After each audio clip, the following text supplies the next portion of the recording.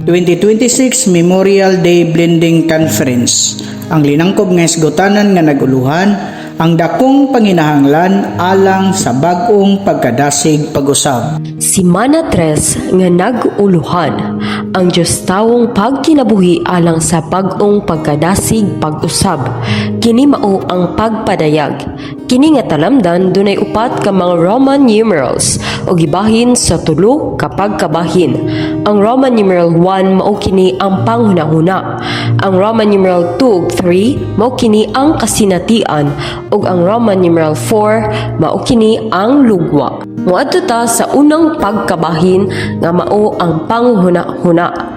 Gisgutan sa Roman numeral 1 ang Diyos tawong pagkinabuhi ni Hesus. Ang sulod sa Roman numeral 1, ang tinguha sa kasing-kasing sa Dios mao nga ang naa ni Hesus ang realidad. Ang aktual nga kahimtang sa Dios taong pagkinabuhi ni Hesus ingon sa nasulat sa upat ka ebanghelyo. Mahulad diha sa daghang bahin sa lawas ni Kristo pinaagi sa espiritu sa realidad aron mahimong realidad sa lawas ni Kristo ang kinahabugang punto sa pamatigayon sa Dios alang sa bag-ong pagkadasig pag-usab. Efeso 4:21. Kung nakadungog man gyud mo niya ug natudluan diha niya nga maoy realidad nga naa ni Hesus. Kini nga Roman numeral dunay 5 ka mga subpoints. Ang point A ug B naghisgot sa Diyos tawong pagkinabuhi ni Hesus. Ug ang point C, D ug E mao kini nga naghisgot nga magkat-on ni Hesus. Point A. Gipakita sa upat ka ebanghelyo ang sumbanan sa kinabuhing gitinguha sa Dios, ang hulmahan sa kinabuhing makatagbaw sa Dios ug makatuman sa iyang tuyo. Nagkinabuhi si Jesus nga nagbuhat sa tanan diha sa Dios, uban sa Dios ug alang sa Dios. Naa sa iyang pagkinabuhi ang Dios ug nausa siya sa Dios. Kini ang gipasabot sa naa ni Jesus ang realidad. Ang magkat-on ni Kristo ingon nga naa ni Jesus ang realidad kanamang mahulma sa sumbanan ni Kristo masama sa dagway ni Kristo. Point B. Kamulot ang gihingpit sa Ginoo aron mahimong Dios tawo nga nagkinabuhi sa Dios nung kinabuhi sa pagdumili nato sa atong natural nga kinabuhi sigon sa sumbanan ni Kristo nga unang Dios tawo. Point C. Sa mahigugma ta sa Ginoo, mokontak diha niya ug moampo kaniya diha dayong ikinabuhi nato siya sigon sa hulmahan, porma, sumbanan nga giulagway sa mga ebanghelyo. Sa ingon niini gihulma, gipasama ta sa dagway ning hulmahan.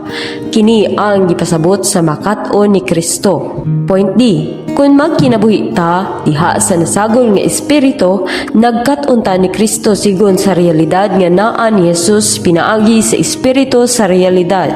Makat-on ta niya nga atong sumbanan aron mahimong kasaysayan nato ang biografiya niya.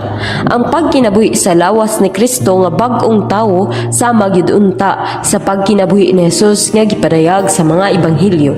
Point E. Ang tuyo sa Dios sa pagpadala niya ni Ginoong Hesus aron mahimong tawo para man magkinabuhi siya sa Dios tawong kinabuhi pinaagi sa Dios nung kinabuhi. Mukaon nga ni taniya, mabuhi ta tungod niya aron mahimong malukupong dakong tawo nga sama gyud niya, tawo nga nagkinabuhi sa Dios taong kinabuhi pinaagi sa Dios nung kinabuhi. Moadto ta sa ikaduhang pagkabahin nga mao ang kasinatian. Gisgutan sa Roman numeral 2 ang kinabuhi nga pagsubli sa kinabuhing gikinabuhi ni Kristo dinhi sa yuta. Ang sulod sa Roman numeral 2, ang bugtong kinabuhi nga makapahimuot sa Dios mao ang kinabuhi nga pagsubli sa kinabuhing gikinabuhi ni Kristo dinhi sa yuta. Kini ang kinabuhing nagsinati ni Kristo sa mga kasinatian niya isip halad nga sinunog. Levitico 1:9. Apan hugasan niya sa tubig ang mga gihugawan ug ang mga bitiis niini. Unya sunugon sa saserdote ang tibuok diha sa halaran. Ingog halad nga sinunog, halad nga gipaig sa kalayo nga kahumot nga makatagbaw ni Jehovah. Kini nga Roman numeral dunay siyam ka mga subpoints nga nagisgot kalabot sa nagulagway ni Kristo ang halad nga sinunog sa pagkinabuhi niya. Point A. Naghulagway ni Kristo ang halad nga sinunog sa pagkinabuhi sa kinabuhing bug-os gyung alang sa Dios ug sa pagtagbaw sa Dios. Naghulagway sab ni Kristo ang halad nga sinunog sa pagkakinabuhi niya nga nakapakinabuhi sa tawhan sa Dios ni anang pagkinabuhia. Point B. Ang pulong nga gihubad og halad nga sinunog nagpasabot og butang nga musaka. Nagpasabot ni Kristo kining pagsaka.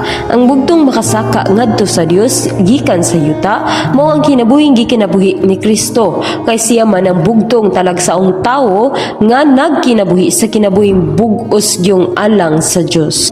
Point C. Ang halad nga sinunog kahumot nga makatagbaw ni Jehovah. Ang Hebrehanong mga pulong nga gihubad og kahumot nga makatagbaw linetrang nagpasabot og alimyon sa pahulay o katagbawan. Ang kahumot nga makatagbaw alimyon nga nagdalag katagbawan, kadait og pahulay. Pagpahimulos sa Dios kanang makatagbaw nga kahumot. Point D. Ang kinabuhi ni Kristo sa sulod nato mao ang realidad sa halad nga sinunog. Kinabuhi kini sa pagsugot, kinabuhi sa pagpasakop, o kinabuhi nga hingpit nga nagsalig sa Dios sigon sa prinsipyo sa kahoy sa kinabuhi. Point E.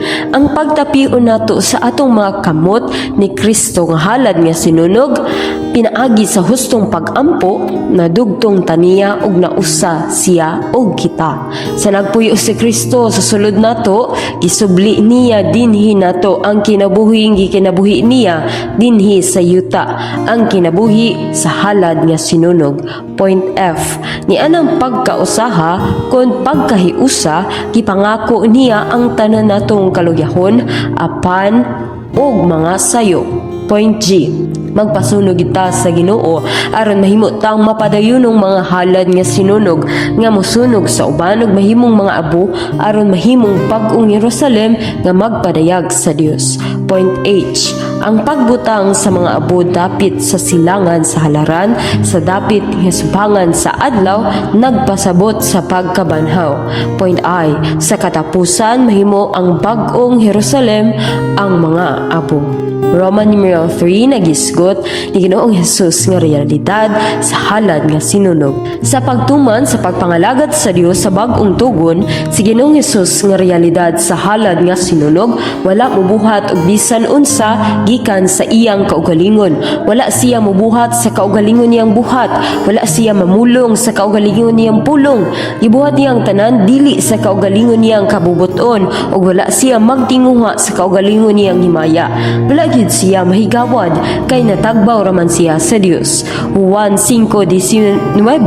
Unya nitubag si Jesus ug niingon nila, sa pagkatinuod maingon ko ninyo, walay mahimo ang anak sa iyang kaugalingon kundi sa nakita niya nga gibuhat sa amahan. Kay bisan unsay gibuhat niya, buhaton sab sa anak sa ingon ni ana kining mga butanga. Kini nga Roman numeral dunay upat ka mga subpoints. Point A. Ang kinabuhi sa Ginoo mao ang buhat, lihok ug pagpangalagad niya. Ang iyang buhat mao ay pagpangalagad niya ug ang iyang lihok mao ang pagkamaon niya. Diha niya walay kalainan tali sa iyang kinabuhi, buhat, lihok ug pagpangalagad. Gikinabuhi ni Ginoong Hesus ang iyang pagpangalagad. Taong may nampuon si Ginoong Hesus, sagad nga moadto siya sa bukid o mupahilit ba sa tago nga dapit aron mag-ampo. Point C. Man sa milagro sa pagkaon sa 5,000 ka tawo, gipugos niya ang mga tinun-an nga mobiya niya aron duna siya dugang pang panahon nga tago nga moampo sa amahan. Point D. Kay tao man siya nga may nampuon nga nausa sa Dios. Wala gid siya mag-inusara kay uban man niya ang amahan. Matagutlo nakita niya ang naong sa iyang amahan. Maadto ta sa ikatulong bahin nga mao ang lugwa.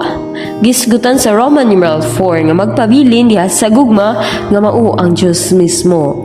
Roman numeral 4 ang sulod, kun magpabilin ta diha sa gugma nga mao ang Dios mismo, nahingpit na ang gugma nga nihi nato aron doon natay kaisog sa adlaw sa paghukom Kay unsa nga ni siya maingon man sad taning kalibutana. Si Kristo nga realidad sa halad nga sinunog nagkinabuhi ning kalibutana sa kinabuhi sa Dios nga gugma ug kinabuhi nato siya ra or siya karon aron makakinabuhi ta sa samang kinabuhi sa gugma ning kalibutana ug masama niya.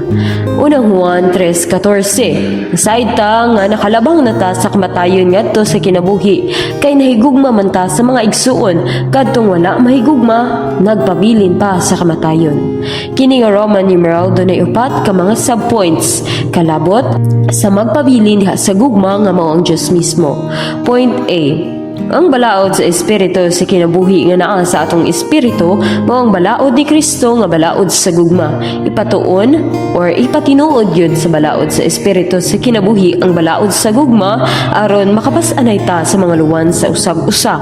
Apan kun natugog ta sa garbo, dili ta makapas-an sa mga luwan sa uban kay gilimbungan man nato ang atong kaugalingon sa paghuna-una nga sikinsat na ta nga baliwala man unta ta. Point B. Mulihok na ngani sa sulod nato ang balaod sa gugma, otomatiko ug diha dayon nga mahimot ang mga magbalantay nga dunay mahigugmaon ug mapasaylong kasing-kasing sa atong amahan nga Dios ug sa maatimanon ug mapangitaong espiritu sa atong maluluwas nga Kristo. Point C. Mulihok na ngani sa sulod nato ang balaod sa gugma, pagpangabudlay sa gugma ang pagpangabudlay nato diha sa Ginoo nga niini suportahan nato ang mga maluyahon ug tabangan ang mga maluyahon. Nagpasabot ang mga maluyahon sa mga maluyahon sa ilang ilabang espiritu o kalag o lawas sumalayahon ba sa pagtuo. Point D. Sa nabanhaw na ang Ginoo yatiman niya si Pedro o gitahasan siya nga pakanon ang iyang mga nating karnero o atimanon ang iyang mga karnero. Pagtagi kini sa pagpangalagad sa mga apostol sa langitnong pagpangalagad ni Kristo aron atimanon ang panon sa Dios. Ang iglesia nga mosangpot sa pagtukod sa lawas ni Kristo nga mahingpit sa bag-ong Jerusalem aron mahuman ang walay katapusang pamatigayon sa Dios. Busa niini nga Simana 3 ang naguluhan ang Diyos taong pagkinabuhi alang sa bag-ong pagkadasig pag-usab. Kini mao ang pagpadayag. Kini nga talamdan dunay upat ka mga Roman numerals ug gibahin sa tulo kapag kabahin. Ang Roman numeral 1 mao kini ang panghuna-una. Ang Roman numeral 2 ug 3 mao kini ang kasinatian ug ang Roman numeral 4 mao kini ang lugwa nga nagisgot nga magpabilin diha sa gugma nga mao ang Dios mismo. Daygon ang atong Ginoo.